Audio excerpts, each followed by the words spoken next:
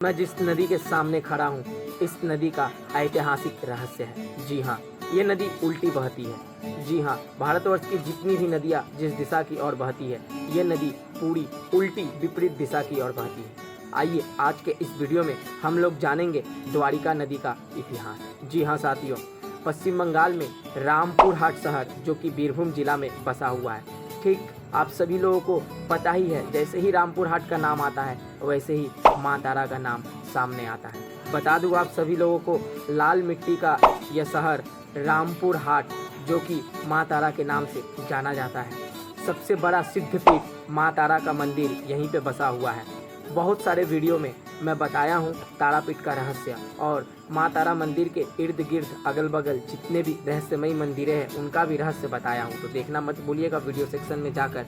चलिए आज के इस वीडियो में हम लोग जानेंगे द्वारिका नदी का इतिहास, जो कि रामपुर हाट शहर से सीधे तारापीठ मंदिर से सटे क्षेत्र से बहती है। बता दूं आप सभी लोगों को, रामपुर हाट पश्चिम बंगाल के बीरभूम जिले में स्थित एक शहर है और द्वारिका नदी इस क्षेत्र की एक महत्वपूर्ण नदी है। यह नदी स्थानीय इतिहास, संस्कृति और भूगोल का एक अभिन्न हिस्सा है। निचला नदी, जिसे कभी कभी स्थानीय रूप से द्वारकेश्वर नदी के नाम से भी जाना जाता है, पश्चिम बंगाल के बीरभूम, बांकुड़ा और पुरुलिया जिलों से होकर बहती है। यह नदी छोटा नागपुर पठार के क्षेत्र से निकलती है और दामोदर नदी का एक सहायक नदी है। इसका उद्गम पुरुलिया जिले के पास होता है और यह बीरभूम जिले के रामपुर हाट क्षेत्र सहित कई स्थानों से गुजरती है। इस नदी का नाम पौराणिक रूप से भगवान कृष्ण की नगरी द्वारका से प्रेरित माना जाता है, जो इसे सांस्कृतिक और धार्मिक महत्व प्रदान करता है। द्वारका नदी का उल्लेख प्राचीन ग्रंथों में स्पष्ट रूप से नहीं मिलता है, लेकिन इसका नाम और क्षेत्रीय महत्व इसे पौराणिक कथाओं से जोड़ता है। स्थानीय मान्यताओं के अनुसार इस नदी के तटों पर प्राचीन काल में सभ्यताएं विकसित हुई है और यह क्षेत्र व्यापार और कृषि का केंद्र रहा है।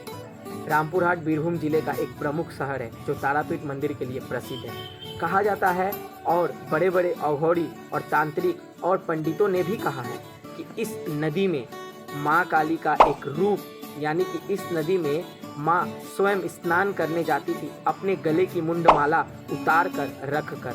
तभी से मुंडमालिनी का एक स्थान भी इस नदी के एकदम सामने मंदिर का स्थापना किया गया है और माँ का मुंडमालिनी वाला रूप का दर्शनार्थियों के लिए बसाया गया है। नदी के तट पर बसे गांवों और कस्बों ने इसके जल का उपयोग सिंचाई और दैनिक आवश्यकताओं के लिए किया।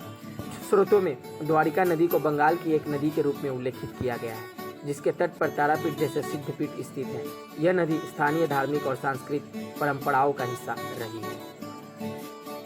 तो ये रहा द्वारिका नदी का इतिहास, जो आज के इस वीडियो में आप लोगों को डिटेल्स में बताया। चलिए ठीक इसी तरह से हर एक मंदिर का इतिहास जानने के लिए और रहस्यमयी जगहों का इतिहास जानने के लिए चैनल को सब्सक्राइब करके रखिए। मिलते हैं नेक्स्ट वीडियो में, तब तक के लिए जय हिंद, जय भारत, वंदे मातरम।